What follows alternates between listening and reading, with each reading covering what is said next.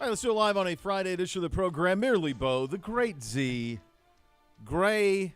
Enjoy them while you can. Wet. A Friday edition of the program. Oh, yeah. Get it while it's Get hot. it while it's hot, kids. Get it while it's hot. How you been?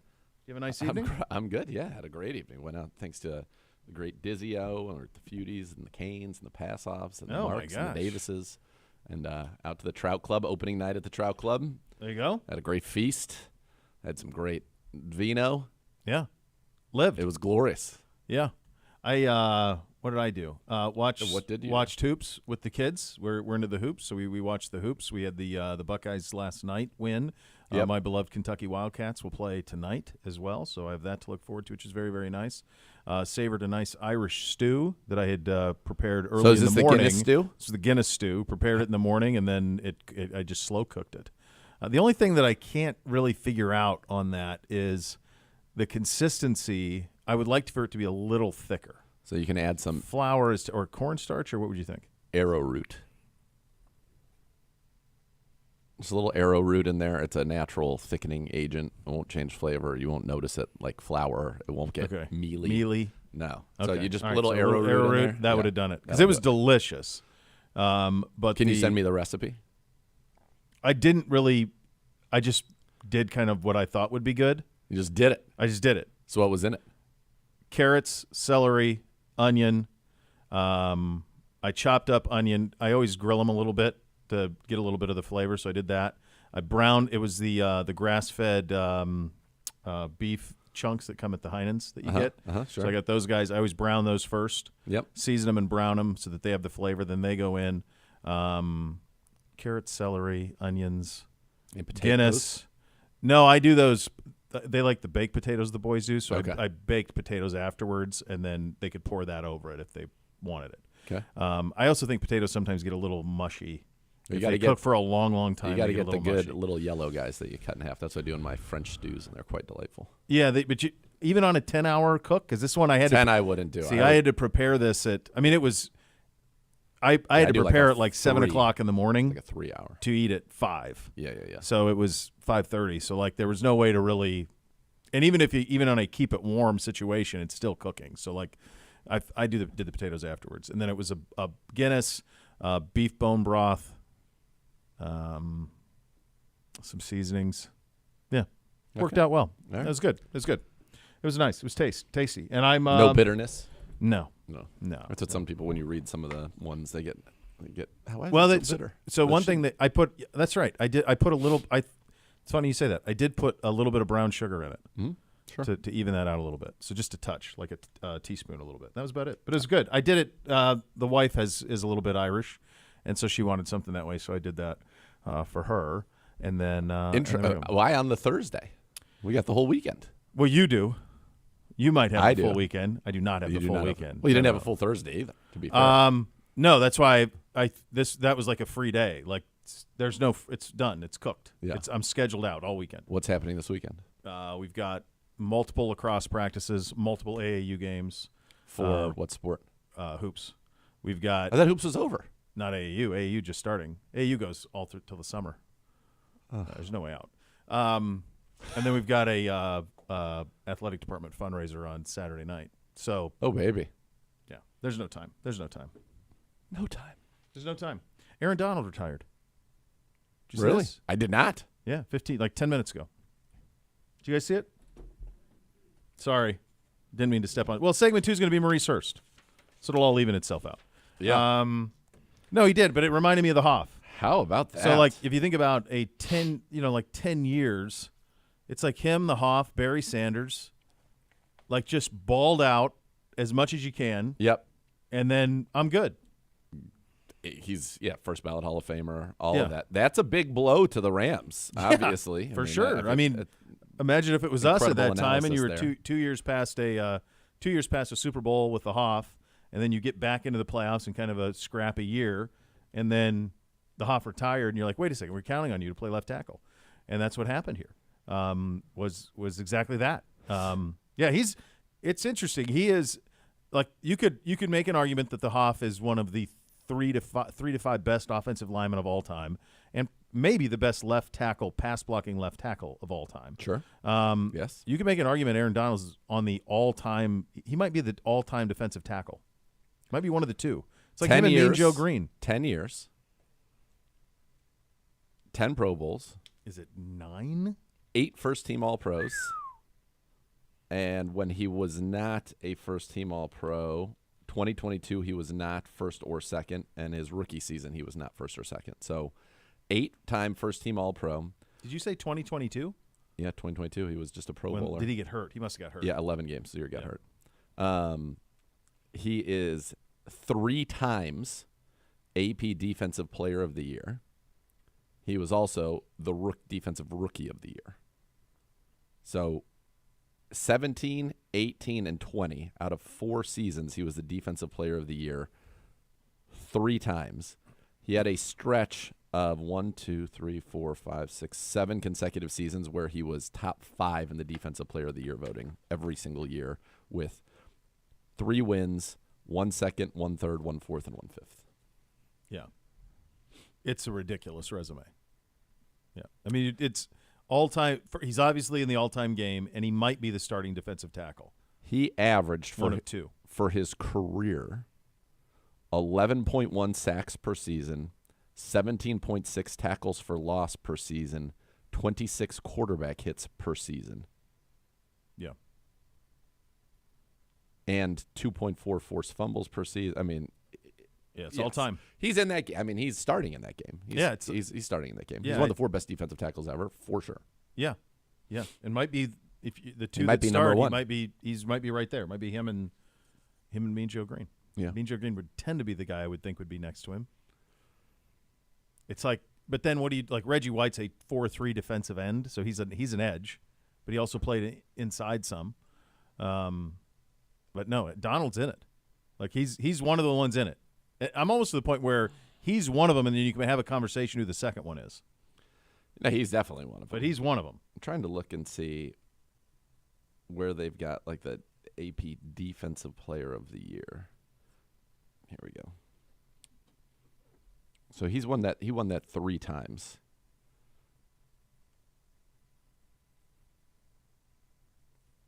As a defensive tackle. So Joe Green, 2-time Defensive Player of the Year. Yep. 5-time first-team All-Pro, 3-time second-team All-Pro, 10-time Pro Bowler. All right, I'm going to go back to Donald is even above that. To 1971. Here are the defensive tackles that have won Defensive Player of the Year. Alan Page in 1971. Okay. Joe Green in 72 and 74, so 2. The Steelers, by the way, went Joe Green, Mel Blount, Jack Lambert. They won Defensive Player of the Year 4 out of 5 with 3 different people. Jeez. Then you go from next defensive tackle to win the award, Cortez Kennedy. Yeah. Actually, Keith Millard of the Vikings in 1989. I'll be damned, really. Well, Reggie White, would you consider Reggie White a defensive tackle? He's a D end. I mean, he was a rush end. He was a 3-4 end. Right. So they moved him in. Which is kind of an interior guy. But so Reggie White, if we count Reggie White, so we'll count Reggie White. So Reggie White in 1987 gets it once. Keith Millard in 89. Cortez Kennedy in 92. Dana Stubblefield in 97. Reggie White wins it for a second time in 98. Warren Sapp in 99. These are defensive tackles. And then it goes all the way until Aaron Donald wins 3 out of 4. So he's in a class all to himself. Well, even the Reggie thing. So Reggie was 2-time NFL Defensive Player of the Year, 8-time first-team All-Pro, so that matches Donald. The difference is he's a 13-time Pro Bowler, 5-time second-team All-Pro. So every year Reggie White played, he was an All-Pro, first or second team. Yeah. He's the only one, but it's the same amount on the first teams, and Donald has more Player of the Years. Yep. So he's one of the dudes. It's probably Reggie White and Aaron Donald, and then on the other side maybe you'd have it's Joe Green and yeah. That's probably the way that goes. By the way, 1995 NFL AP Defensive Player of the Year, 1995, played for the Buffalo Bills. Not Bruce Smith. And not Cornelius Bennett? No. For the Bills? I'll give you his initials. And I'm not going to get it. You might, because BP. BP.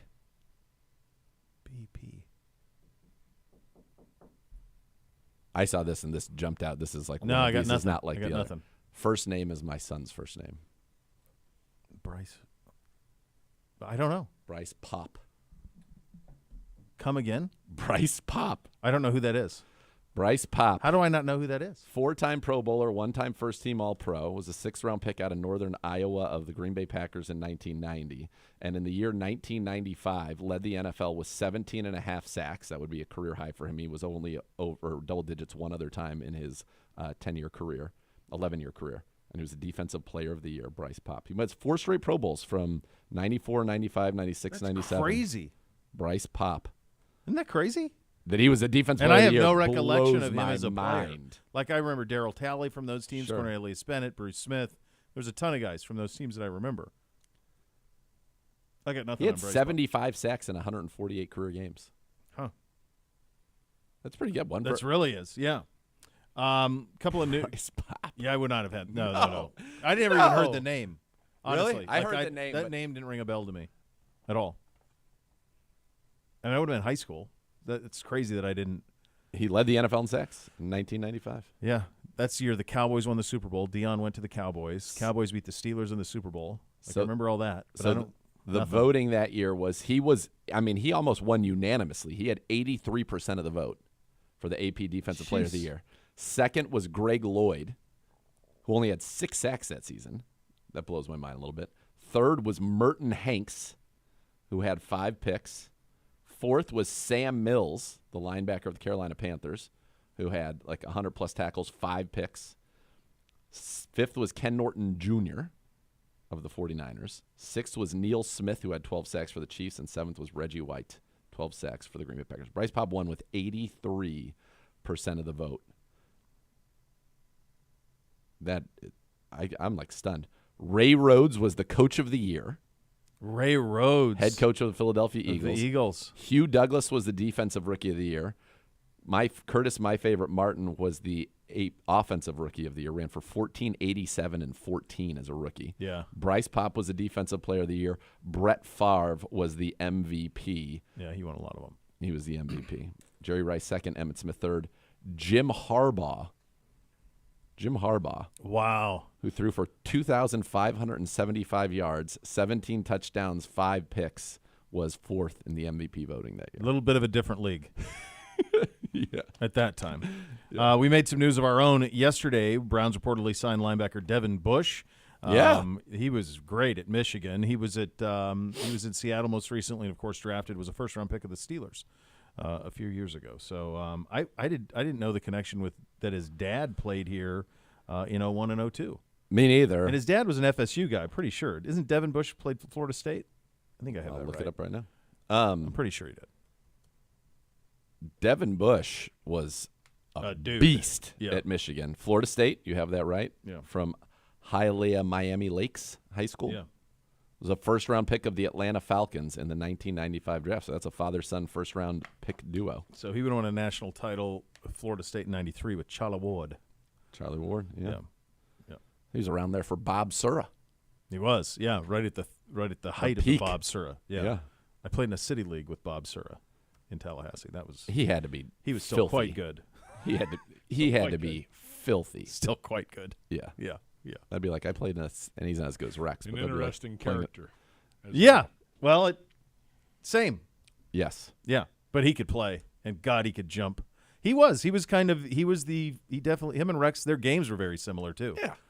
Yeah. Both number 3s, if I'm not mistaken. Yep. So that's it. There you go. There's that line. We knew that there'd have to be some buttressing. A linebacker, Jordan Hicks, came in right away, and now Devin Bush comes in. Dealt with some injuries, right? He's dealt with some injuries. He actually, if you remember, back in 2020, that's when he tore his ACL. That was against us in that Week 5 game.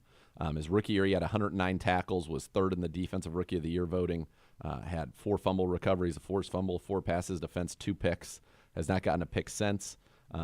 Played a lot of special teams last year for Seattle. Not as much in terms of defensive snaps, only 27%. That was a career low, 38% on special teams. So he was more special teams guy. But great athlete. You're betting on the fact that this was, a fast, elite linebacker, and he's going to be a part of your rotation now. Yep. I like it. I like it too. It also fits the bill we always talk about that these guys like. I mean, they like guys who are identified early as studs and play at Big State U and ball out there and first-round picks, and we like the talent. Let's see what we can find in it. So we like that one a lot. We also get today the restructuring of Jerry Judy's fifth-year option to save $10 million in cap space. Yeah, and stay nimble. I think stay nimble, and like I said, I think we'll see perhaps some more restructures as we go. Yeah, there you go. What other work roster-wise? We're good, right? What else do we need from a? Like, you're going to go into the draft. I mean, there's all sorts of things you need out of the draft, but you don't need anything. Like, I guess what I'm asking is, could we put a 53 out there right now? So 3 quarterbacks, 4 running backs, that's 7. 5 receivers, it's 12. We've got 3 tight ends now, 15. We've got 5 tackles, 20. And then we've got, 2 centers and 3 guards. So that's 25 on offense right now. 5 defensive ends, 5 defensive tackles. You've got adding in Devin Bush. Now you've got 5 linebackers. That's 15. You signed Troy Brown. You got 5 corners. That's 20. And you got 4 safeties. So, I mean, you could add a 5th safety. Mm-hmm. Yes, but the answer is yeah. You're good. We could do a 53 right now, no problem. Yeah. No problem. They've done a very good job. They've done a very good job in terms of fleshing this out, being able to be nimble in the draft, and whether that is receiver, offensive tackle, defensive tackle, corner. They've surprised us and many times in the past and gone corner. You can do whatever you want. Running back. I mean, you can do whatever you want. Yeah. Seeing how it all shakes out for the Cleveland Browns. Gibby, when's your game tonight? So that's we're the early game, which is like 5 o'clock. I'm like, I can't do this. So is that a TV? Is that for TV? I think it's a TV thing. Okay. And it makes sense because a lot of the big conferences are in their quarterfinals today. Yes. So they have that window where they go noon and 2:30, and then they go 7 and 9:30. Yes. I am not going this evening. Yeah, 5 o'clock. I was talking to some people this morning who are big OU people, and I know there's a lot of Akron fans too. So the feeling is that that's the MAC championship game. Is Ohio and Akron's the MAC championship game? Until you play through it. Hey, look, my alma mater has never gone to the dance while I have been alive. Gosh, I'd like to see it happen. Okay. Here's the deal. If that happens, he's in you're Banana going. Grande right I know now. he's in. I know what he's in. I'm not hard of seeing. You couldn't miss it. So if they go, you're going. It looks like a piece of hubba bubba. I got nothing. He loves it. Listen, Uno's joy brings me joy. He's such a joyful kid. If they go, you're going next Thursday. I have to. You have to. Yeah, wherever that is. Wherever it is. The friends and I, I'll hold down the fort solo while you guys a couple of them are going tonight. They were like, Gibbs, no big deal. we've got, we're going tonight. I'm like, I'm not going tonight. They go to the championship tomorrow night. I'm in. Have you already laid down who do they have to beat? So they got a Kent State team that knocked off the number 1 seed yesterday, the Toledo Rockets. So then they're favored? No, Akron BG should be the favorite. That's what I mean. BG should be the favorite because they are the 5 seed. So it's 5 versus 8? Actually, Kent's favored by 1. An 8 seed favored by 1. So, well, you got to remember off the this. 1. And Kent's had a good program for a lot of years. Well, and the Q, which is now Rocket Mortgage Fieldhouse, it is a home court advantage for Kent State and for Akron. Yes. The rest of the MAC, it will be predominantly Kent State fans and Akron fans tonight. So I think that's why the number is what it is. So if let's just say that it holds, and let's just use Lenardi. So right now Lenardi has the MAC champion. He has it just penciled in there as Akron. He has them being the 14 seed, playing Big Blue in Pittsburgh next week. If that's in Pittsburgh, come on. Burn that city to the ground. Can you imagine you versus the Big Blue Nation? You're just one Gibbe versus the Big Blue Nation. You'd be like Braveheart, William Wallace. I welcome them all. Be like wielding Jon a saber. Snow. Jon Snow, terrible tactician, moron. He walked out of that fight though. Because his sister bailed him out. with an army. Just saying, he was standing there taking on 100 dudes on which horseback. he didn't even send for. Yeah. Did that on her own. Did it on her own. He's like, oh no, we're good. I'm good. Well, what's your plan, dude? We're gonna run out and by yourself. Swords doing people? some fun. Yeah, that was going well. Thank God for Sansa. Yeah. Moron. Absolute moron. It was a great visual, though. It was a good-looking visual, but like the idea that him and Dinklage, what's his name, Tyrion? Those two, just ended up being complete buffoons. Just buffoons at the end. It didn't matter who he was. Do you understand that? He didn't even take out this whole point was the White Walker. That was his whole thing, the King of the North. The White Walkers should have won. That's fine. You could do it the other way too.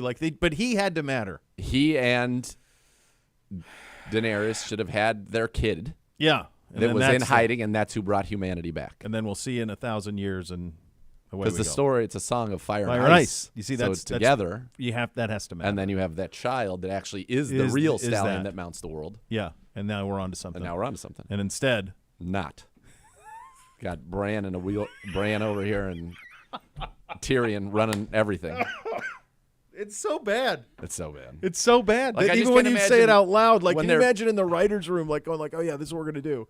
No, you're not. What are you talking about? Oh, yeah. The three-eyed raven. I mean, all right. Okay.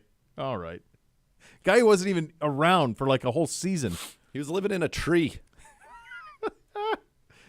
I'm so happy to by see the way, you guys are not over this. Didn't see anything of use. Oh, Uno says it's awful. It's awful. He knows. I waited all this time for that to be the finale of the. It's just like we threw a party. Of course, we all for did. The finale of it, it was awful. The crazy thing is, 2 of the 6 episodes of the final season were unbelievable. Fantastic. Yeah, and the loot train one, and then the battle up there. Well, and I would even say the night before the battle, the one that was just all of them talking and going, that was great. So maybe there were 3. They should have just stopped when once Night King, if they wanted to have him vanquished, Snow should have vanquished him, and then that's it. Yeah, not Arya. And then that's it. Arya. No. Come on. They gave storylines to people at the end that didn't matter to any of us. It didn't matter. It did not matter that she had 3 dragons and the biggest army the world had ever seen. I mean, dude shot a dragon down with a harpoon off of a boat. That company that came over didn't last long. The Golden Company. Yeah. That didn't take much. Apparently 1 dragon's all you need, let alone 3 in the biggest army. Hey, listen, before we conquer... and you gave a dragon... I think we got to convince this woman who gave nobody a dragon likes... to the White Walkers. Gave one. I think we got to convince this woman who nobody likes that we need her army too. We got to convince her that there are people north of the wall that are a problem. Who cares? And we're going to send the most important people only... Only the most important people up there to go... Out there to go find this... On the expedition. One wraith. Good Lord. All right. Do we have Maurice? Is he coming? Is he going to come on? We're going to have him on the show? He's finishing up something, and then he will join us. Here. So do you want to go? Do you want to do some around the NFL, and then we'll get Mo Hurst? Is that what we want to do? Sure, we can do that if you'd like. Do you want to keep going? Let's do that. Let's. I'm not afraid. Because there's some nice trades. Yeah, we'll go around the NFL. Well, you want to keep going with it, or do you want us to break? We can break. All right, take a quick break. Fine. We'll go around the NFL. Some teams got dramatically better, and there could now maybe be a roadmap for our boy Justin Fields to start again in the NFL this year. There might be a roadmap. It's a little convoluted. We'll explain coming up next. Cleveland Browns Daily 850 ESPN Cleveland.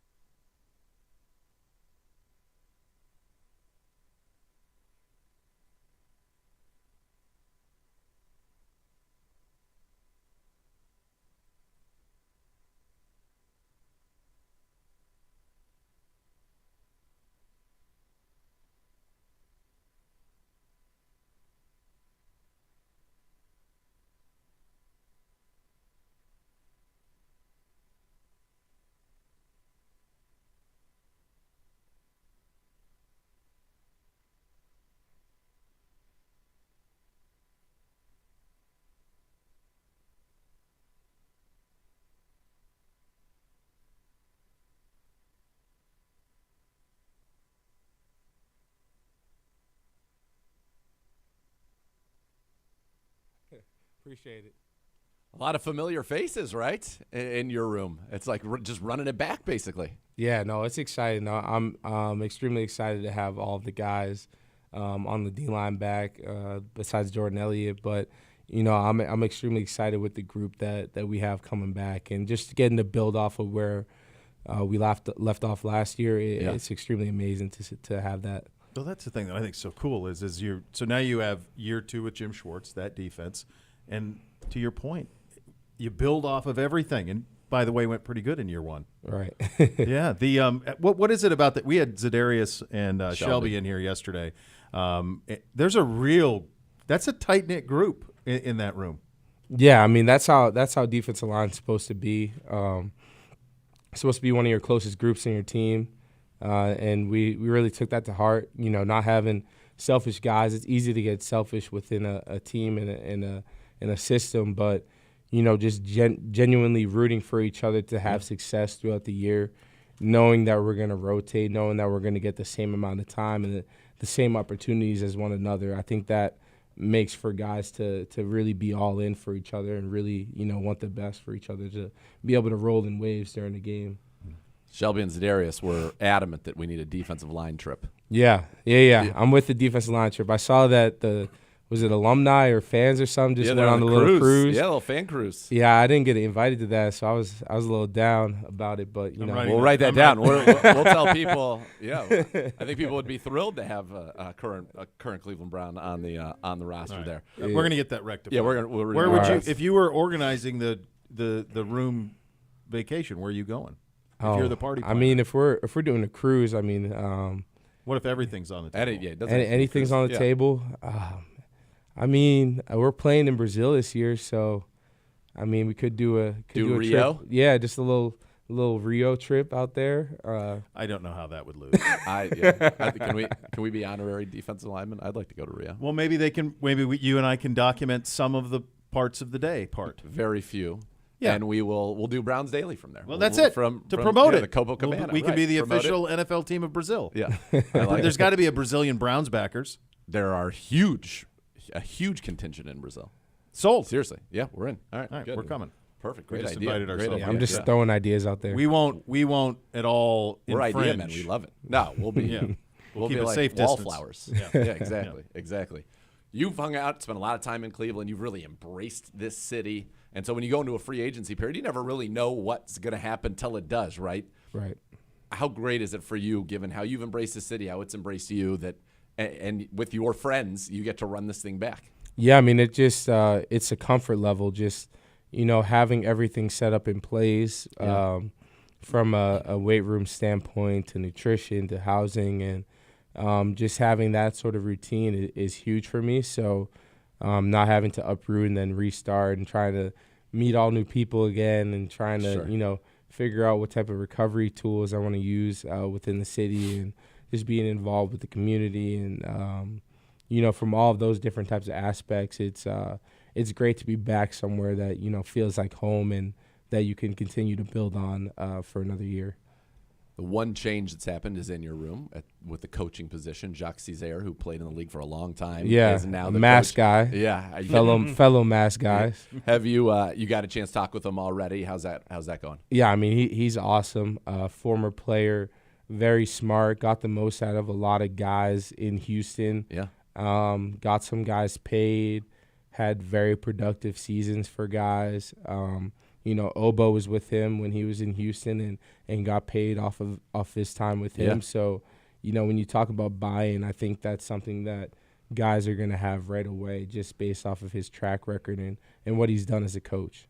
I like that. Man, you're focused on the right things, right, guys? When you get paid, it means you had success, you produced, and everybody's winning at that point. Right. Yeah, that's a win for everybody when those things happen. How do you guys we were talking this week, I mean, all the free agency stuff's happened. Every team in this division, ultra aggressive in free agency. You got 4 teams that I think in every one of the buildings, they say, yeah, we can win the Super Bowl. What is signing up for that mean, the pressure to play in this division? We had 3 playoff teams last year. The one that didn't get in is one that was in the Super Bowl a couple of years ago. Right. Just what you're signing up for playing in this division and being part of this organization in that division. Yeah, I mean, this is one of the best divisions, if not the best in football. And, I mean, that just means that you have to be on your A game, the whole year. You can't really fall off because, you lose one of those games to the Ravens or the Bengals, and, that can mess up your playoff berth. And, you see that happen a lot. So, I think the first 4 or 5 weeks of the season, we played all of our teams within our division. Yeah. And it's like, if you're not on your game week 1, like, you might get knocked out early on in the season. So, it's just being on top of what you're supposed to do in that camp period is just so important for us to get rolling week 1 super early. And, we did the Greenbrier this past year, and, I think that helped bring us together as a team, helped get us going quickly. Would you enjoy that opportunity again should it present itself? Yeah, I think I'd enjoy it again. Yeah.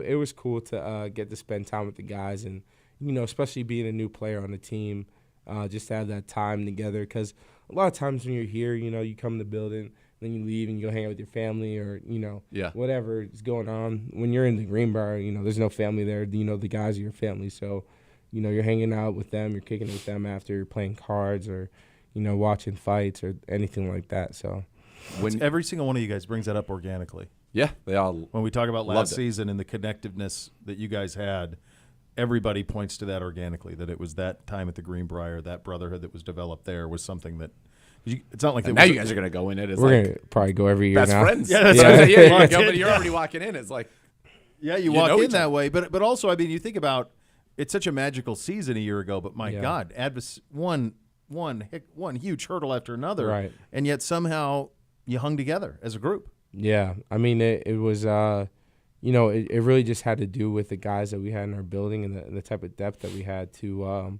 be able to respond to when guys went down, and then even have some rookies really step into crucial roles.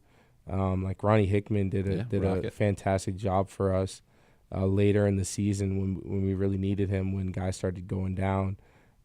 So, I mean, that was just, part of what we had to do. It was the Flaccos. It was, just guys just stepping into key roles when we needed them to, and, just making the most of it. I mean, obviously we lost a little steam at the end, but, we fought as much as we could until we couldn't anymore. A little bit of breaking news here. You've seen this as well. Ian Rappaport, the Browns head coach, Kevin Stefanski, GM, Andrew Berry have hired Mike Vrabel to serve as a consultant for the Browns. The former Titans head coach and coach of the year has been with them in Indy at the Combine and will work with them this season. Pretty big coup there. Wow. That's awesome. Mike's a great guy. He recruited me when I was coming out to OSU. But awesome guy. Did you have to tell him no? Did you have to call Mike and tell him no? Yeah. But I mean, just a great guy. Tons of energy. I think he'll be great for us. I think Jim was with him in Tennessee. Mm-hmm. Yes. So a guy that's familiar with what we're trying to do and accomplish. That's major. that's a shocker. Well, he's a Walsh Jesuit guy. Yeah. Former Buckeye, of course. And then obviously Patriots. Was that's great my there. team when I was growing up. For the Patriots? Yeah, that was my childhood team. So I'm a big fan. Lots of touchdowns at tight end. You did. Great outside linebacker. Yeah, that's a big deal right there. It sure is. Well, and it's not, you got a guy who he recruited right here. I know. Unfortunately, you had to tell him no. It all worked out together. for everybody. You guys finally get to be connected, man. Yeah, that's very cool. Exciting. One thing I wanted to ask you about is, you look at this season for you. It's the first time you played 13 games. First time you had an interception. First time you had a sack since 2019 was last year. What kept you motivated as you sit here now, signing a deal to return here to the Cleveland Browns, and you think about the journey that you have been on? What kind of kept you going? What kept you believing that you could do this and then to do it? Yeah, I mean, for me, it's just a love for the game of football and just a genuine passion for it, and then also just a belief system where I know I can play at an extremely high level. And even for last season, I feel like I was just kind of scratching the surface, and that was, coming off of 2 years of basically not playing football. So just to get back into it and get rolling again and to have film and have stuff to build off of, that's going to be extremely crucial to, what I'm going to be able to do this upcoming season. How are you feeling now? I'm feeling great. Feeling great? Yeah, All right, feeling good. great. Good. Have you shown Jacques your interceptions? That you can drop me whenever you want, man. I'm pretty nimble out there. Yeah, I'm gonna try to put some good stuff out there this season for sure. That's awesome, man. Thanks for stopping by. Yeah, appreciate you guys So having happy me. you're back. You're such a big part of it, and this is great to run it back. Mo Hurst, thanks, buddy. I appreciate you guys. All right, big news of the last 5 minutes. Mike Vrabel going to join the staff here in Cleveland. We'll get some perspective on that. Lots happening in the NFL world as well. Get you updated on all of that coming up next. You'll listen to Cleveland Browns Daily on 850 ESPN Cleveland.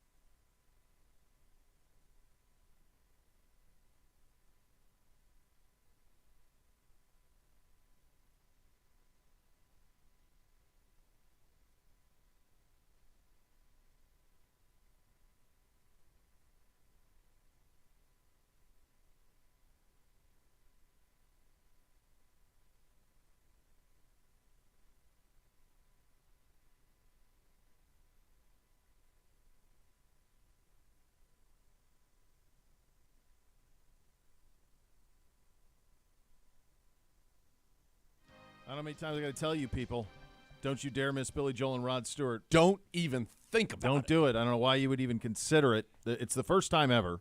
It's Friday, September 13th. It's at Cleveland Browns Stadium. The tickets, you can buy them right now. You can do so at clevelandbrownstadium.com/BillyandRod 2024. Billy and Rod 2024, one night only. It's Billy Joel. Billy Rod Joel. Stewart. Rod Stewart. They're together Together. for one night One night only. only. We got Mike Vrabel. We got Mike Vrabel. I feel like that voice That's a I was lot doing right going there on. could have been a nice trailer voice. Oh, yeah. Yeah. You're ready. Mo and Bo. Two cops on the beat. Two cops, one city. One purpose, to eradicate crime. I think we'd thrive. Yeah. We would thrive. Now, what was our one bit? We had Gibby. He's the Gibby's the cop, and Udo's with him. Yeah, I was in the sidecar. You were in the sidecar. Yeah, the sidecar. Yeah. That's amazing. That's And an all-timer. Yeah, that's a good one. I had to do like a goatee or something for Yeah, my yeah. character. Yeah. Yeah, I like that. And So- then we could have Griff show up in like the squad, like a police van. What do they call those? Is it meat wagon or something like that?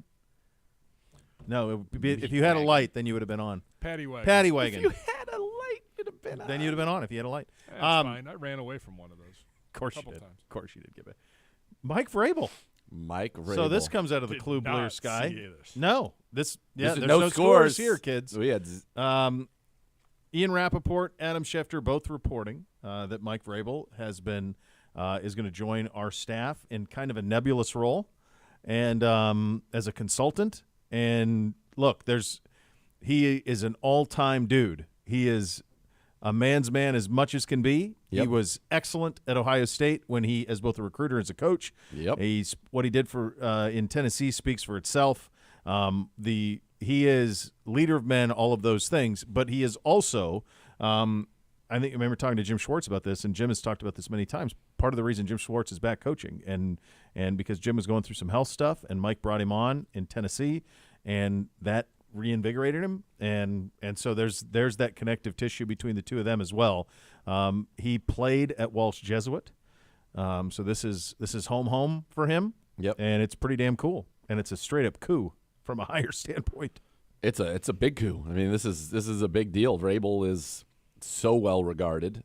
You know, took the Titans to the playoffs in 1920 and 21. Was first in his division 2 years. Was one seed in the AFC one of those years.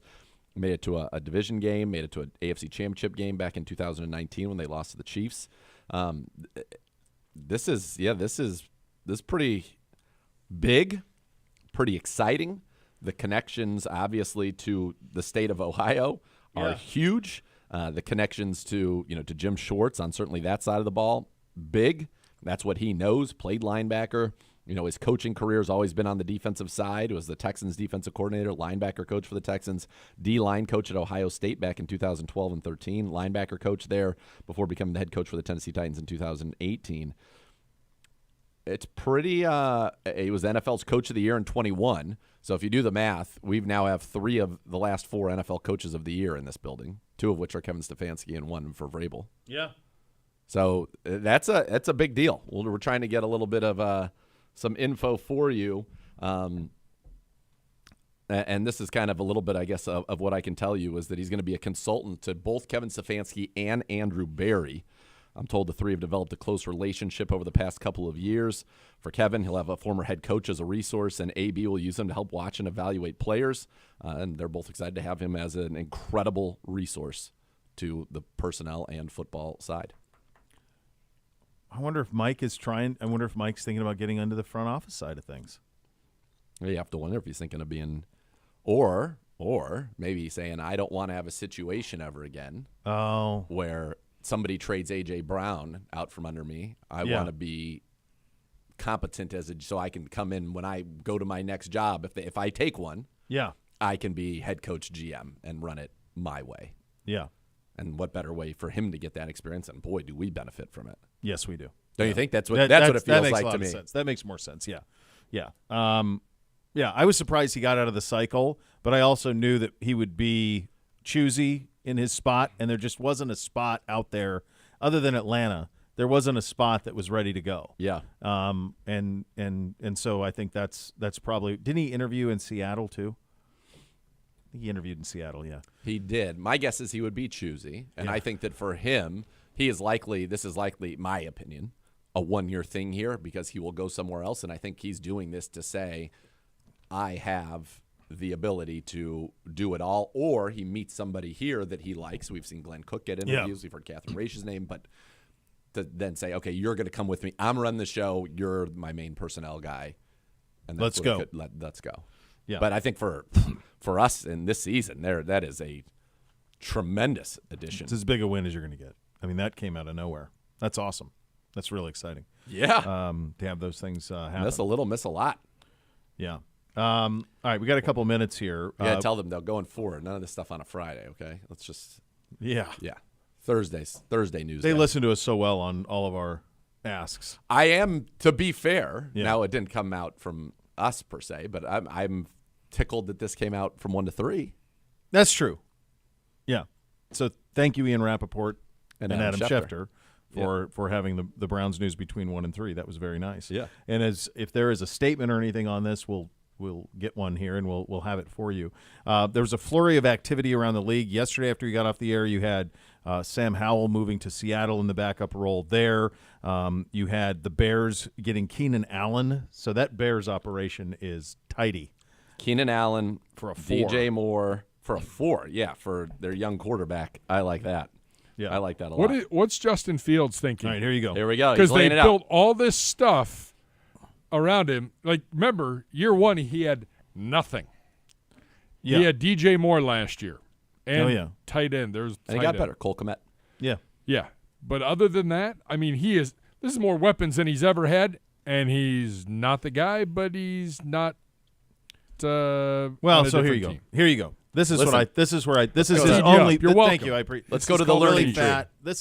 This is the only chance I think left for him to start. Minnesota calls New England. Minnesota acquired the 23rd pick in the draft today from the Houston Texans. So Minnesota now has the 11 and the 23. So by the old draft value thing, 11 and 23 would get you 4. So New England is 3. So they're going to have to sweeten it. So is it 11, 23, and next year's 1? Probably don't even have to give it that much. Or maybe the 2. Sure. Maybe a couple of 2s. Back to New England. New England then drops. They won't have that 2 because they gave that to the Texans. So that's probably would have to be a 1. I think 3 1s. Well, you're going to get back a 1, so it's 2 1s because you're going to get back the 3rd pick in the draft. Sure. So then you go up for Drake May or whoever, and then probably a pick going the other way, and then New England can, because their roster's terrible, they can reset their roster. It's a receiver-loaded draft. They can get a weapon at 11, maybe a weapon at 23, and all of that, and then they could get Fields for what now would probably be a 5 or a 6. So they can kick the tires on Fields for 1 year, see if there's anything to it. If not, we know that if there's not anything to it, Justin will quarterback a bad football team and be entertaining. You punt on him, and you're picking at the top of the draft next year, and you may have Minnesota's other 1. So then the question is, what is Elliott? What do Elliott and Alonzo think about it? They gave decent money, pretty good money, to Jacoby Brissett. They did. AVP knows him. Yep. Minnesota making the deal that they made is a deal that you're going up. Yeah. They're acquiring picks. Kwesi's acquiring picks to go up and get a quarterback. Yeah. So how high can he go? I don't think the Washington pick is for sale. That's the 2nd pick. I don't think that's going to be traded. So they're going to pick one. Caleb Williams is going 1. So it's New England, or does 11 and 23 get you up to 4, and Arizona doesn't take Marv and lets them pick quarterback at 4. The 4th quarterback now. 2 1s for the 4th quarterback in a draft? No way. That doesn't seem right. No.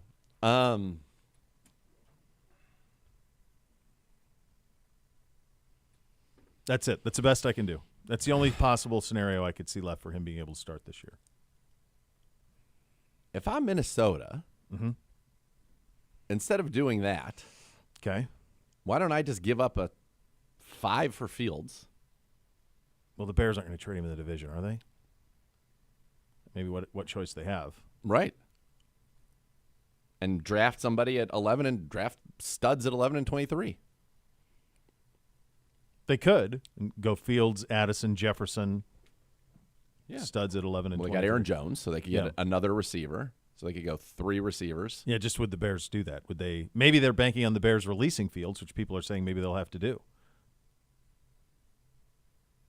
They can't have him in the room. No. So he could be like Zach Wilson. It's just gone. It's crazy. I'll tell you what. And now if you're the Texans, you give up your 1, you're going to have 2 twos, right? This year, 2 twos next year. Yep. Do the Texans have another one? They have another one. They this have year? they have their own. This is ours. Right. Yeah. So they have their pick at 26. Yeah. And that team is loaded. They're are loaded. A lot of good teams in the Houston NFL. is quickly Loaded. Yeah. You hit on the quarterback and the D end. And the coach. They hit on all 3 of them. This one is another signing that caught my attention very, very, very bigly. The Chiefs signing Hollywood Brown. Okay. I'll take that gamble. Like one of the no Sky Moore. It was either give me Hollywood Brown. Me this. Either Warren Sharp or one of the PFF guys like had the amount of times he gets open past 20 yards and it was like best in the league. And now he's got the unicorn thrown to him. Yeah. That feels like a huge win. It's the only thing they didn't have was a deep threat. Yeah. Do now. I thought Hollywood Brown would maybe be in play for us. Yeah, I wish. Yeah. Yeah. I don't need Kansas City better, but that makes them better. Not worse. Not worse. Better. Better. All right. Jordan, not C.J. Hicks. Jordan Hicks. Will join the program coming up next. Cleveland Browns Daily, 850 ESPN Cleveland.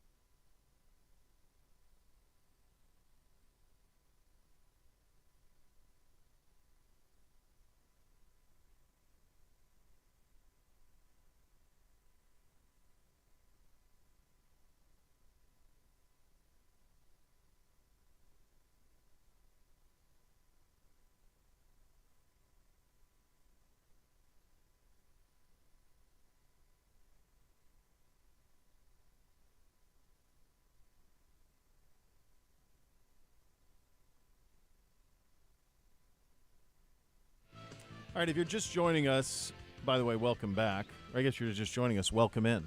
The news of the last half hour, so we're going to get to Z's sit down with Jordan Hicks in just a second, but the news of the last half hour or so, Mike Vrabel will be part of the Cleveland Browns. He will do so as a consultant to AB and to Kevin. Yep. It is a coup as big as there can be for the former Northeast Ohio native, former Buckeye, Welsh Jesuit, and all-around hell of a good dude. Yeah, It again feels like a big coup for the Cleveland Browns to add Mike Vrabel to this operation. Huge win. This was a win, too. Here's Z one-on-one with Jordan Hicks. Very happy to be joined. You're down. This member of the Cleveland Browns, linebacker Jordan Hicks. Jordan, congratulations. Welcome to the Browns. Thank you very much. Excited to be here. All right, take us through kind of this process that led you to Cleveland. Yeah. Obviously, free agency comes up. We start hearing some rumblings of some interest, and before you know it, you're getting a call saying the Browns are interested. And opportunity to play under Coach Schwartz again, obviously is a huge part of this entire thing, knowing the defense, being able to walk in. But I know guys that were here last year, right, like Ronnie McLeod, sure. Za'Darius, and the ability to walk into something that is established that I have a ton of respect for. I've followed Coach Schwartz's defense over the years, and to be able to watch what happened last year, right, is obviously extremely impressive. So excited to be here, and excited to get going. I'm certainly excited to have you. You mentioned Coach Schwartz obviously started your career with the Philadelphia Eagles, going into your 10th season, which probably to you seems crazy. Yeah. What was it about Coach Schwartz that you like so much, and obviously the success you guys had winning that Super Bowl? Yeah. He does a great job of keeping things simple and preparing you for Sundays. When I think back of some of the most clear-minded football that I've played, it was under him, and that's because of the preparation that he gives you, and the way he teaches his defenses, sure. And your ability to excel when you know what's coming. And so, the ability to just slow things down, get back into that frame, but then also, going into year 10, having the ability to compete. Right, yeah. Compete for to make the playoffs, compete to win a championship. Right, that's a huge part of my decision-making process, and I believe in this team. It's exciting to be back in Ohio as well. It is, yeah. Haven't been back in a while. Yeah. Grew up in Cincinnati. Sure. Mom still lives there. So did you grow up a Bengals fan? I didn't. No, I moved around a lot as a kid, okay. And so I didn't really pick up a team growing up, but. Being back is good. I got a lot of texts from locals that friends that I've made over the years, and I'm sure haven't seen me play in a long time. Yeah, well, that'll be very cool. There certainly will get that opportunity in Cincinnati and in Cleveland in the upcoming season. You mentioned knowing some guys. Za'Darius and Dalvin were with you there in Minnesota. You mentioned Rod and all of your familiarity with Coach Schwartz. Does that help when you choose a new place, and especially in your role when you say, "Oh, I know what Za'Darius is going to do up there. Right. I know what Dalvin's going to do up there," and you get to clean it up right behind him? Yeah, it does, and the ability to understand what the defense is, sure. Right, enhances it even more. So. I'm excited to get around the guys, establish a role, meet everybody, and just, ultimately help this team as much as I can. Well, I know one of the things you do very well is lead. You've been a captain in this league. How would you describe your leadership style? Service. I try to be as genuine as possible. I came into a situation with quite a bit of veterans in the room. I had D'Amico Ryans as a fellow linebacker his last year. Yeah. And he played a significant role in kind of my maturation throughout the years. I've had to come to terms with a lot of different scenarios and been faced with a lot of different scenarios, and I always lean back to my rookie year and kind of the foundation that I had with D'Amico, and that's, handle things with grace, be service-driven, because if you can't teach it, and you're not going to know what to do on the field, and then at the end of the day, just be a good person and help others. So that's kind of my frame of mind, and that's how I've had success in the league. Well, I can tell you the person that I know who knew you the longest is Coach Banda, and he loves you. Couldn't say enough good things about you. So obviously the leadership clearly is there, and that's what he said. That's who he was day one at Texas, and you've carried that through here to the league. 5 straight 100-tackle seasons. You're one of the best cover linebackers in the league. You had 5 picks your second year back in Philadelphia. How would you describe your game to our fans and what they're getting in Jordan Hicks? Yeah, physical, I enjoy being physical. I enjoy making plays. You know, I have fun when I play. Yeah. And so I think that you can see that. I try to play with high emotion and give it all I have, right? I feel, you know, that I'm blessed and lucky to be in this position and to play this game that so many people love. And, you know, I try to pour it all out there. All right, I'll end with this one because we appreciate the time. Obviously, a busy day when you come here Busy to Cleveland day. in this Busy free day. agency period. What's one thing that you would want Browns fans, when they look out on the field, they see Hicks on the back of your jersey, maybe not even football related, but something you want them to have in the back of their mind that is something you would think is important for them to know about you? 30. Very interesting. Yeah, that Jordan Hicks fights, no matter the scenario, no matter how hard it gets, no matter how easy it is. There's a standard, there's a level of excellence that I'm trying to achieve in all things that I do, and it doesn't matter the situation. That's what I'm striving for. Well, they are going to love that, and we are certainly very happy to have you here again. Welcome to the Cleveland Browns, and looking forward to seeing you play this season. You're up. For having me. Yeah, but he's stud. He's been that way. He was another one of those guys identified young, went to the University of Texas, and just listening to you talk to him, pro. Dude's Total pro, man, adult, big-time leader, all of it. You know, I got to talk with Coach Banda, had him down in Texas, and he was like, "This guy's a stud." He was at leader. UT. Yeah. Okay. Yeah, so they had a reunion as well.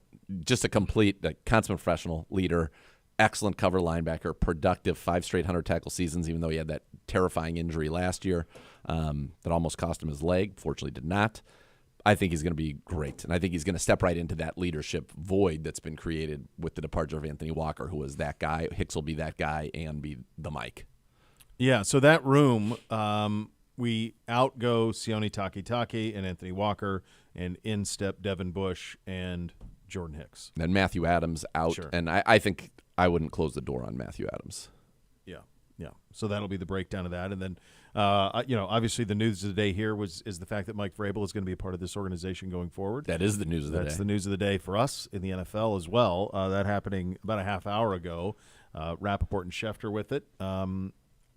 Mike was a guy who it just really came down to my hunch is that there just wasn't the perfect fit for him. He's going to dictate. And he wants the right, he's at the point in his career and what he's accomplished and as much as he's coveted that he's going to want to be in the right spot. And he's smart enough to choose the right spot versus the first spot. Yes, and I think what he's doing is coming here, which is a great benefit for us, and he's going to put some more tools into his toolbox by spending time with Andrew Berry, evaluating players. The report said that he's been working with us since the Combine. Yeah. Which, They wild. kept that under the wraps. Yeah. It's funny. Like a lot of people were doing it like matter of fact. Oh, yeah, he was with him at the Combine. I'm like, well, I didn't see him there. No. Maybe that's why they got us out of Indy quickly. They did. Yeah, they said, no, we don't look over Well, here. look, anytime somebody wants to get us out of Indiana quickly, we're for it.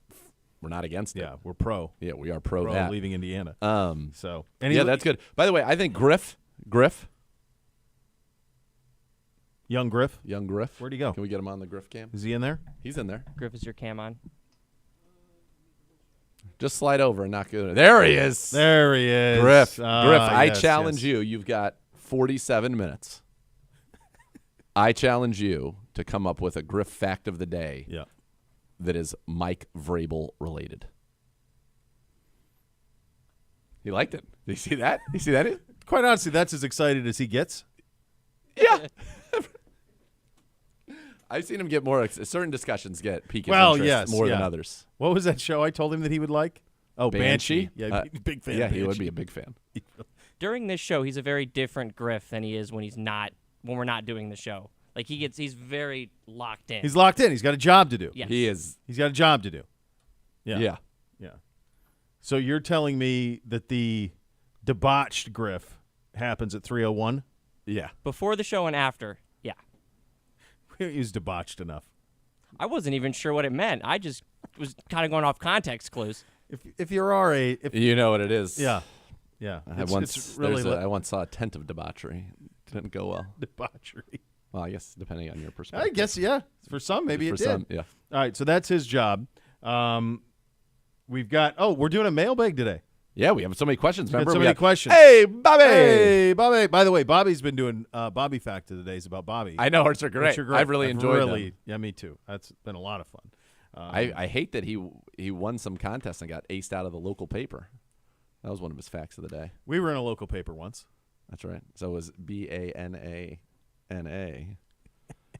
GRANDE, and it's apropos.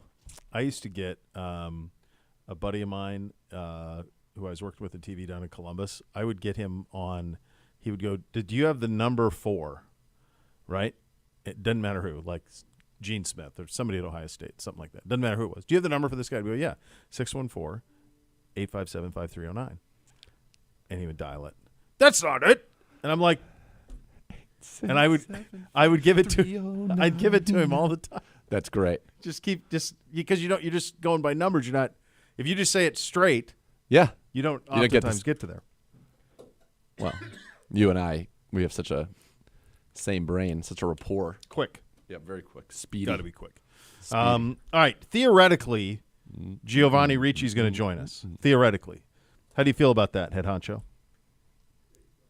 Yeah, it'd be nice if you had an idea of how to work the microphone.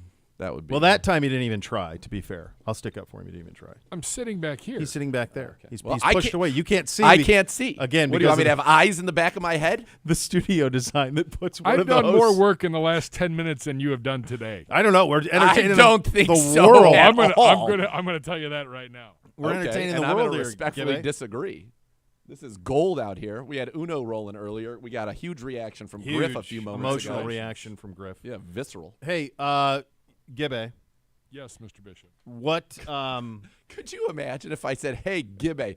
Yes, Mr. Zagura. Yes, Could Mr. you? I like. Zagura. Not in a million years. Off-season Nate. What do you got? Off-season Nate. God, don't make me leave. Don't make me leave. I will. I'll do it. I will. I've got the vacation. I'll walk right out of here. I'll walk right out of here. All right. We'll take a quick timeout because we have some around the NFL stuff, and then we'll see if we'll we be can ready to go. Get Giovanni Ricci in here after that. You listen to Cleveland Runs Daily on 850 ESPN Cleveland.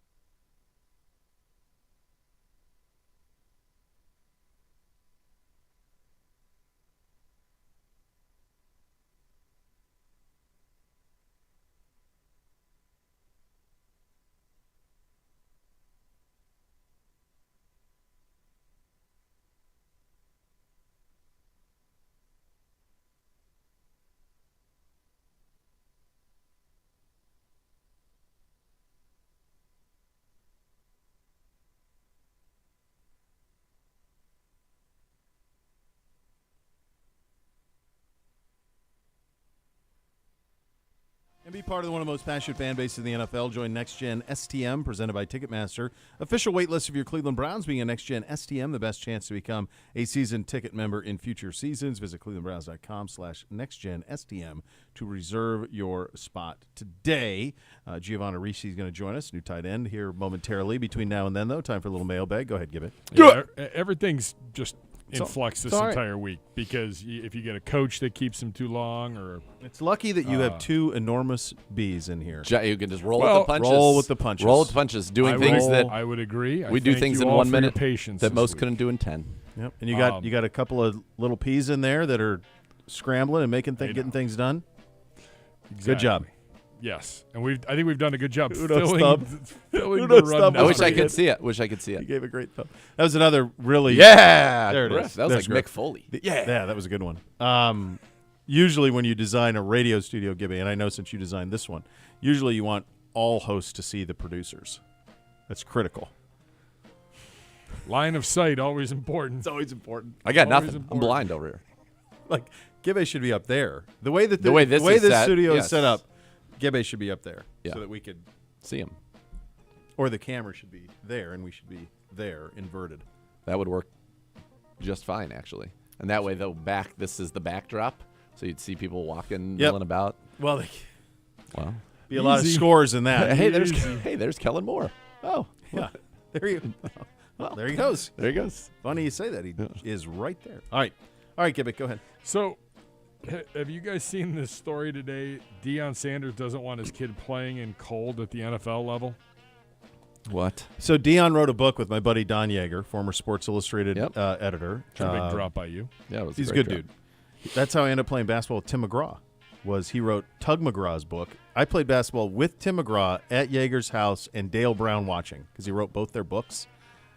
It's insane. Did he play well? Crazy. Wait. Come on. Yeah. I believe the quote from Dale Brown was, "You've played some basketball, haven't you, son?"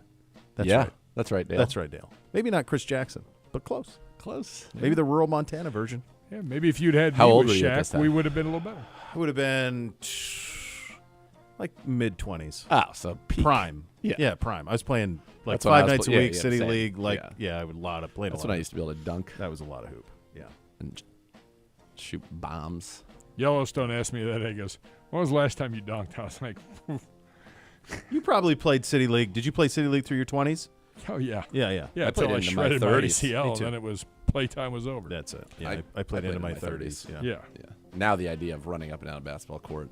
People do it. I think there's a Actually, renaissance. I played into my early 30s. Yeah, there's a renaissance out there for us, I think. Like there's like a lot of old man leagues or like over 40 leagues over those things. I don't need that. I would rather do that. I'd rather than do not. that than a lot of other things. Yeah. Yeah, I don't know. I'm thinking about doing it again. All right, go ahead. Are you Gary. really? Yeah. If the timing ever works, like to where I could do it, I'd feel like like to you're play. so again. So few in like years 20 away from years, that. you'll be fine. It'll be I great. was just say, you're a few years away. I don't know. We'll see. So, anyways, appearing on Sirius XM Mad Dog Radio with Chris Russo, Deion Sanders addressed the question. At one point, Deion pivoted to the impact of Chicago weather on Caleb's career. They were talking about drafting Caleb Williams to the Bears. He said, "Let me tell you something that I have a problem with. And this kid can flat out play. I think he's one of the best on the board this year for sure. A kid that's coming from California for the last couple of years, right? And went to Oklahoma. That's not terribly cold. Chicago's cold, man. You got to think about that kind of stuff when you're taking a young man. Like, see, when you take a guy from Ohio State and you bring him to Chicago, okay, I can understand that. But from California to Chicago, not only that, they added what? 1 or 2 more games in the NFL schedule? You got to factor in that stuff. That stuff matters. Like, I don't want my kid going nowhere cold next year. He grew up in Texas, played in Jackson, played in Colorado. Season's over before it gets cold in Colorado. I'm just thinking way ahead. I don't want that for him." Smart, by the way. He is smart. Thing or not a thing? Thing. Smart thing. Very smart thing. Like if you could control that process. And by the way, anybody who tries to control the process ought to be given the exact same treatment that the Mannings did when they controlled the process, which was nobody bothered them. Yeah. By the way, Right? it's also why Chicago should be listening. This is why if they're building a new stadium, it needs to be a dome. Yeah. This isn't hard. Nope. If you're going to have great quarterback play, build a dome if you can. Yes, that's exactly right. Some questions on the mailbag here. What is Griff's bowling comp? Is he an Earl Anthony, Pete Weber, Jason Belmont? What's your comp? Griff. Wes Malott? I think he's. I was hoping for Ern McCracken. I think he's Walter Sobchak. Over the line. That's what I think. Stickler for the rules. Certain days he won't roll. Very loyal. Very loyal. Do you bowl one-handed or two-handed? Bobby wants to know. One. There you go. Too big for two-handed, he said. Let's see. Okay, here we go. This is from yesterday. Chris, I'm Dat Chris. Can only keep one. The other three, all their work is gone forever. Denzel Washington, Bill Murray, Samuel L. Jackson, Jim Carrey. I'm keeping Bill Murray. That isn't. I don't even have to think twice. Denzel, Bill, Jim Carrey. I don't have to think twice about it. Samuel L. I got to get rid of one. No, you can keep one. The other three, you lose all their stuff forever. Come on. I think Jim Carrey's number 4 on that list for me anyways. I'm not living in a world without Caddyshack or What About Bob. I'm just not doing it. Yeah, those are near and dear to your heart. I think it might be Sam. I think the sheer scope of things that Samuel L. Jackson's in. From comedy to serious stuff. It's a full array. I mean, you're talking Pulp Fiction. You're talking all the Tarantino stuff is gone. Fine. I love that stuff. I do too, but I mean, if you're saying he's that in a or lot Caddyshack, Bill Murray's in a ton of stuff. A ton of stuff. Yeah, I lose the Wes Anderson stuff because he's in that. I love him in that. I mean, Jackson was in Coming to America. Oh, he's in so much. Yeah. He's in so much. Menace to Society. Come on. Great films. His role in Coming to America. I mean, so it's not anything that they're in for a second. As long as he's in it. Yeah, I mean, you'd lose all that catalog. Samuel L. Jackson's been in probably like 7,000 movies. Yeah, I'm still keeping Bill Murray. He was in the Star Wars prequel trilogy. Great. Goodbye. Those can go. Fantastic. That's all of the Avengers. Iron Man? All the Avengers. Right where he's Nick Fury. Yeah, Nick Fury. That's a big loss. He's been in a lot. Die Hard with a Vengeance, A Time to Kill. He's been in a lot. Shaft. Is he in The Long Kiss Goodnight? Is he in that? Snakes on What's the one where he's with Gina Davis and she like chops vegetables at a very rapid rate? I don't know that. And they're one. like, she's a spy. I don't know that one.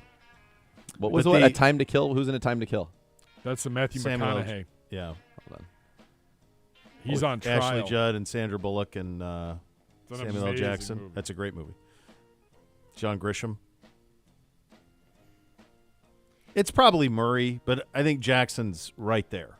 I'm sorry. And Denzel's amazing too. And The Long Kiss Goodnight. Is that what it is? It was. Yeah, I had it right. Yeah. Jim Carrey's fallen off a cliff. But I mean, there was his stretch. He had a stretch with Dumb and Dumber and Ace Ventura. I'd be sad Dumb and Dumber would be gone. Yeah. Like I haven't watched The Mask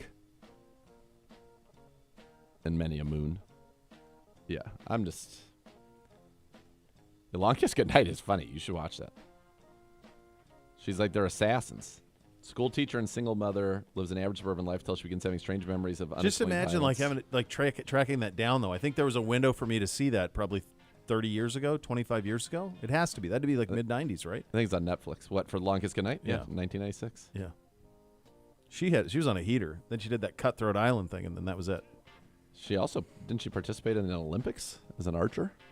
You said it. She certainly tried to. I do remember something with archery. From Bobby, if you could make an office rule that everyone had to follow for a day, what would it be? Be nice. I want you to be nice until it's time to not be nice. I like that. I like that rule. My rule would be... So from 1 to 3, I don't have to be nice. I just wanted to do Roadhouse. Yeah. Which 2 companies would you like to be sponsored by? Jordan and Grayson would be pretty nice. That'd be a good sponsorship. Porsche? Wow. That's better thinking, yeah. I'll still stick with Jordan. Jordan and Tesla. That'd be nice.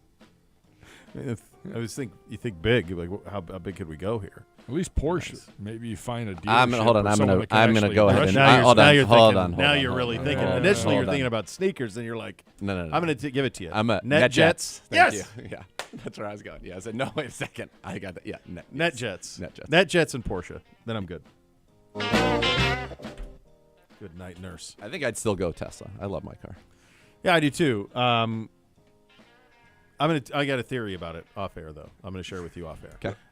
But yeah, NetJets would be that. I think we had this conversation another time on a mailbag, and I think like the absurd wealth stuff, the private aviation's that's the one more than all the rest of it. Like the rest of it it's all gravy. It's all great. But the private aviation's the game changer. Taylor Swift Nothing would improve my life. One night, and 18 hours later, she's here. Yeah. Nothing would improve my life with the battles. I mean, think about this, gentlemen. With luck, next week at this time, I will be in Honolulu. Okay, with luck.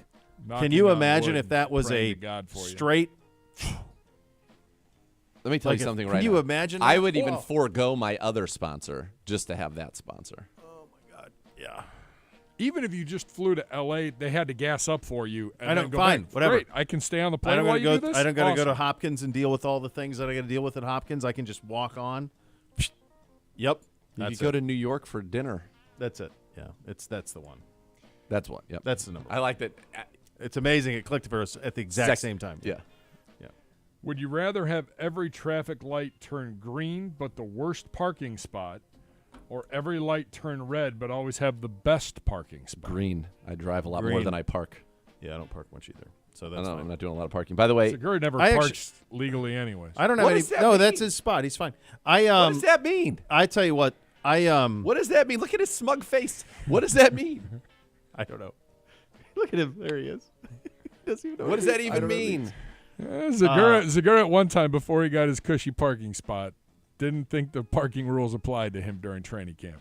I don't mind. Number one, that is so erroneous. That is not on all counts. Do you erroneous. want me to bring people upstairs? Go ahead, because I would go and talk to Mike Nicholas at the start of every training camp and say, hey, this is what I would like to do. And he would say, okay. Okay, go ahead. That was not communicated. Because it didn't need to be communicated to you. No. I know where I park. His people. His people didn't need to know. The person who needed to know knew. Yes. And me. And you. And that's it. I know how to just skirt around things. That's fine. Would you rather sail or van life around the world? Van. I don't think you can van life around the world. I'd van life it. I don't want to be on a sailboat around the world. Well, if I'm on a yacht. I guess, but they said sail. So that leads me to think it's, Ahoy. Ahoy polloi. Like, maybe it's a ginormous okay, that's catamaran. a little different. If it's I don't want to be on a catamaran. Trimaran. If you get me like one of those, like the one that like Paul Allen has, like one of those things, we saw that was parked in. By the way, when we were in Bora Bora on the honeymoon, that sucker, he was there. That sucker was parked out front. That thing's it's like a quarter mile long. Fine. Now we're talking. But if you want to do on like, I'm like on some sort of sailboat. No, I'll die. Sailing. I'm not doing that. I'll be dead and eaten. And still, I might take the van if I had a driver. And I could stay at hotels, be ever one. It wouldn't be that bad. Swallowed whole. No, NetJets. NetJets. That's it. Yeah, I'll be waving to you when you're in your van. That wasn't an option. You want a Winnebago sponsorship? I think I'd rather have the Winnebago sponsorship than like Winnebago. More than like Mercury Marine. Fine. Agreed. You know. By the way, I'm open to either. Yeah. Those sponsorships are open right now. Yeah, those are open. We do Tesla NetJets. I'm pleased with my all right, as you guys play Fantasy World, from Bobby, what are the top 3 items on your bucket list? Already done them, Bobby. I want to. Congratulations. Is there anything in sports that you haven't done, like an event you haven't done or seen? Obviously, like the first thing I think of is like Augusta or something like that. That's the first thing that for you certainly that would come to mind. But is there anything you haven't seen that you would love to see once? It's probably the Masters, right? Masters or British Open. The Open would be pretty cool to be at. Bucket list for me. I want to go to Australia. Yep. We got hosts down there. We got a lot of hosts down there. Dabo, my man. Yep. I want to go to Southeast Asia, Japan, Thailand, Bali. That's all. That's on a bucket list. I think at a certain point that is one trip. Yeah, it's one trip. I'm counting. It's like a month. Yeah. And you do Australia for 2 weeks, and then you do that for 2 weeks, and then you're out, and then you're good. Yeah. That's a wash. And then Bootsy was inspired by Zadarius Smith's like real life Mario Kart thing. yeah. He knew all about it. Yeah. I said Mr. Z was he had to write you a note too, by the way, Mr. Bootsy did. What do you mean? Yeah. A note? Yeah. He wrote you he's writing you a note. That'll be delivered via the postal service? Could be via the postal service. Or maybe I'll just hand it to you. Why is he writing me a note? He doesn't have to write me a note. By the way, is he still grounded? Where No, are he was we on at the on clear this? yesterday. It lasted a day. Not much of a ground. And we never got a quote. Did you ever ask Bootsy, hey, what did you say that got you in trouble with Mom? He would probably remember. No, he would lie right through his teeth. He'd look right at me and lie. There's no doubt. I don't believe that. Yeah. Well, you wouldn't, but he would. You wouldn't. He's my guy. That's how he does. By the way, Gina Davis, July 1999, was one of 300 women who vied for a berth on the U.S. Olympic archery team to participate in the Sydney 2000 Summer Olympics. She placed 24th, did not qualify for the team, but participated as a wildcard entry in the Sydney International Golden Arrow competition. I've always been fascinated by archery from Robin Hood. Same. I'd love to get good at archery. Yeah. I don't know how I could use it practically because I'm not into hunting. By the way, I didn't give my third bucket list to be sponsored by NetJets. Yeah, that's the one, man. That's the biggest game changer there is, I think. Yeah. We should do the Griff fact of the day. Go, Griff. Go, Griff. Do you want the Vrabel one or the one that's Both. on the rundown? You want both? Yes. Fact of the day, fact of the day, fact of the day. It's the Griff fact of the day. Do the one on here first because the Vrabel one is loading. The Griff fact of the day, Daniel Jones and Dak Prescott's individual salary cap hits are more than Jalen Hurts, A.J. Brown, Devontae Smith, and Saquon Barkley's all are combined. So the Eagles' the four top offensive weapons are 36.3 in cap hit. Dak Prescott's 59.4, and I almost said Daniel Jeremiah because I wrote DJ. Yeah. Daniel Jones is 47.1 million. So the Eagles Cowboys had a very strange. How's Hurts' number so low? This is the second year of his deal, isn't it? Second year of his deal, yeah. I think they must have just back. No, they it's did the a first really year of his deal. weird It's the first thing year of with the new it too. deal. I think they backloaded it some. It's the first year of his deal. Yeah. Okay. Yeah, that's pretty good value for Philly. Yeah. On that side of things. Yeah, the Daniel Jones thing is wild. It was wild in the moment. It made no sense then, and still does not. You got the other one? I do. Go ahead. Mike Vrabel scored a receiving touchdown in consecutive Super Bowls, Super Bowl 38 and Super Bowl 39, becoming the only primary defensive player to score in two different Super Bowls. Good job. It's incredible. Good job, Griff. All right. Is Giovanni ready? Giovanni Ricci's coming in next. New tight end. Cleveland Ronzalez, 850 ESPN Cleveland.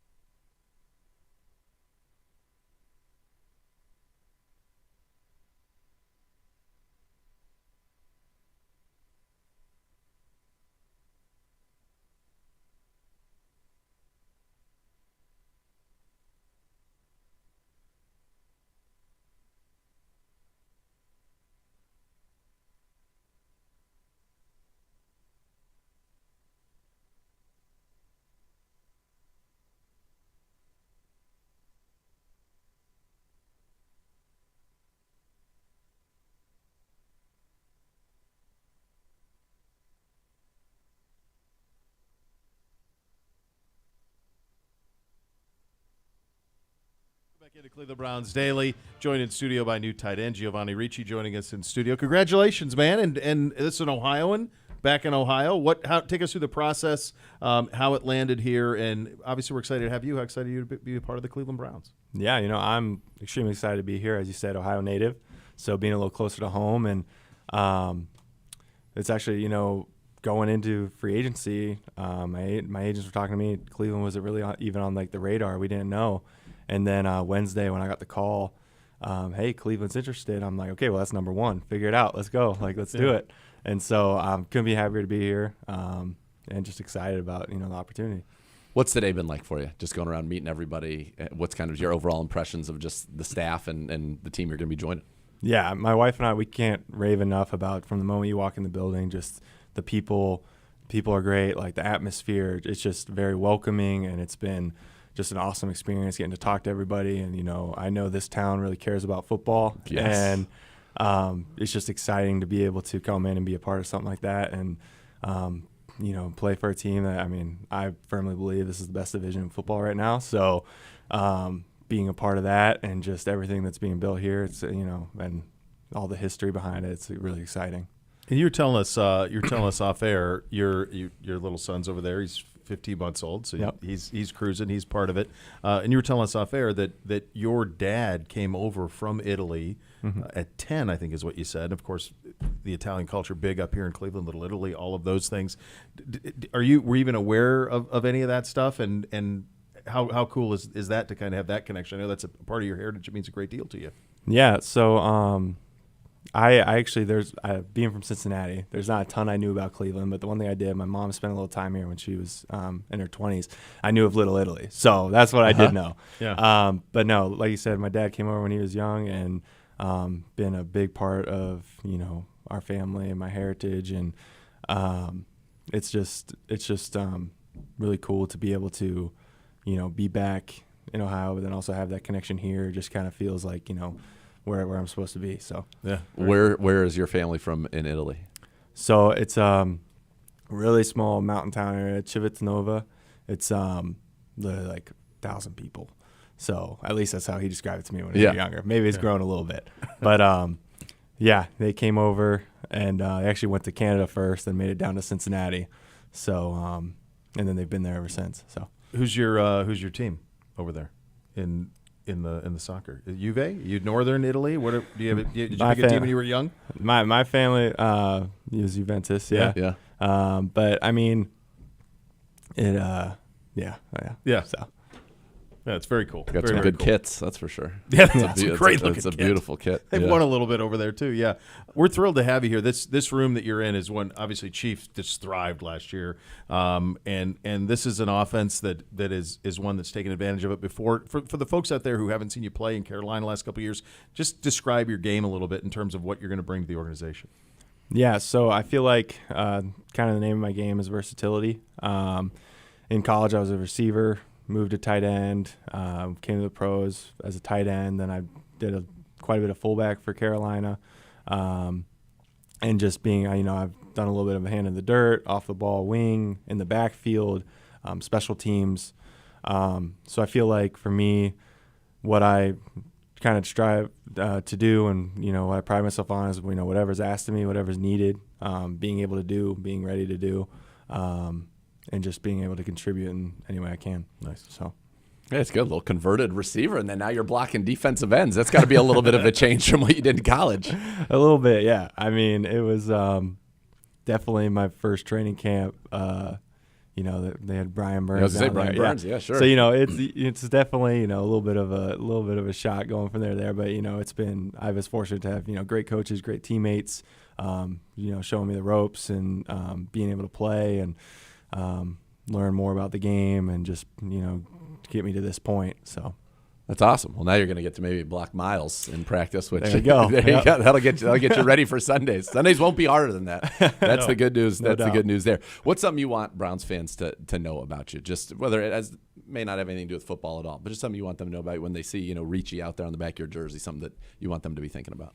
Yeah, I made this joke earlier, the passion for football, I might not be able to, I know they get very passionate here, but no, I definitely bring, a passion for the game. I like I said, strive myself on just coming to work every day, doing everything that's asked of me, and working my tail off. And at the end of the day, coming to an organization where they're doing well, they're winning. Obviously, just however I can contribute to that and be a part of something that one of those special teams. So yeah, yeah. You had a lot of turnover in Carolina, right? There was a lot of change in your time there. And now you're coming into a place where, the coach has been here for 4 years, coming off being the coach of the year. The offensive staff changed a little bit this year, and your room in particular was one of the changes that was made. But is it nice coming to a place where there is more, maybe a little bit more stability and clear direction as to what this team is, what the expectations are, and who's going to be running it? Yeah, I mean, my time in Carolina, I like to look at it as just, it taught me a lot about, the game, life, and being able to adapt to the situation and learn from it and take the best out of it. And there were a ton of great things that came out of Carolina. Obviously, the seasons weren't what anyone necessarily wanted, but the opportunity to come here where there is, stability and also just, like you said, like that direction. I mean, it's exciting. It's, just looking forward to, going out there on Sunday and like there being, with all the Browns fans, and I know it's an atmosphere that I just can't wait to experience. We can't wait to have you. We're thrilled that you're here, buddy. It's great meeting you. You're going to love it here. The fans are going to love you as well. Welcome to town, and thanks for the time today. Yeah, thank you. All right, so much more to come. You'll listen to Cleveland Browns Daily on 850 ESPN Cleveland.